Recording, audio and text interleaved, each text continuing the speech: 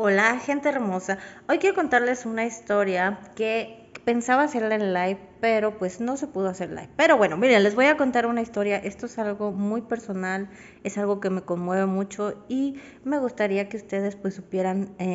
algo de mí. Miren, cuando yo era niña, yo amaba con todas mis fuerzas a mi papá. Para mí él era un héroe, para mí él era el mejor del mundo. Yo siempre iba con él a todos lados y yo lo admiraba y lo respetaba muchísimo. Conforme fueron pasando los años, pues el matrimonio de mi papá y de mi mamá pues fue un matrimonio de muchos conflictos, de golpes y de todo.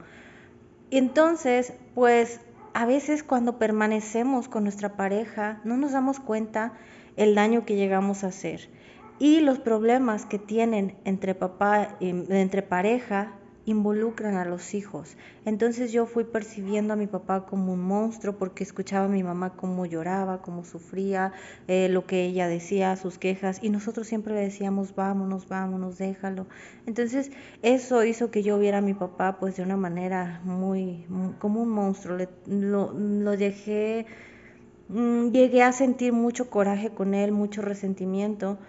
pero hoy que soy adulta y veo las cosas de otra manera, me doy cuenta que al final de cuentas ni mi mamá ni mi papá fueron víctimas, ni mi mamá ni mi papá fueron victimarios, ni mi mamá ni mi papá son culpables de aquello que ellos vivieron y no supieron cómo hacerlo de otra manera.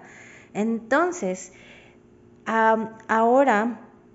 pude darme cuenta que para mí mi papá es una persona muy importante y que aún a la edad que tengo me emociona mucho cuando me chiquea, cuando me dice, por ejemplo, él me decía yo Yinguis, yo siento muy bonito y yo quiero muchísimo a mi papá y ahora les voy a decir cuál es mi percepción. Después de haber perdonado todo ese tipo de situaciones, de yo habérmelas perdonado a mí, esos errores de percepción, me di cuenta que mi papá se esforzó tanto por ser el mejor padre, pero como él venía de una familia mucho más conflictual que la que él tenía con nosotros, por ejemplo, a él lo maltrataban mucho, le pegaban muy feo, a él lo maltrataban mucho, le pegaban muy feo, pues lo maltrataban de todas las maneras, ¿no? Y obviamente nadie es culpable, simplemente estamos repitiendo la información de generación en generación, pero eso ya es otro tema. Entonces, hagan de cuenta que yo cuando entendí todo eso y me di cuenta todo lo que mi papá se esforzaba por no ser ese papá con nosotros, él jamás nos pegó, él a nosotros como sus hijas, él jamás nos maltrató de esa manera. Entonces, yo sé que él se esforzó demasiado por ser el mejor padre y hoy se lo agradezco porque para mí es muy importante y dejó una huella imborrable en mi vida. Y me di cuenta que de verdad yo quería que mi papá estuviera orgulloso de mí y siento que igual puede ser que no, mi papá no se sienta orgulloso de mí, pero yo sé que lo que estoy haciendo con mi vida y que gracias a todo eso que viví, yo me siento orgullosa de mí y me siento orgullosa de haber perdonado todo eso y de poder abrirme a ese amor tan bonito que yo sentía por mi papá y que olvidé,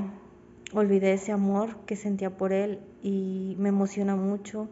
y darme cuenta todos esos recuerdos que dejó en mí, que no se borran y que están en mi corazón y que gracias a eso yo hoy soy la mujer que soy, gracias a todas esas circunstancias. Entonces, perdónense, perdónense ustedes mismos porque obviamente nuestros padres cometieron errores, pero no supieron cómo hacerlo de otra manera y también nosotros cometimos errores y muchas veces no sabíamos cómo hacerlo de otra manera, pero ahora que soy consciente de esto,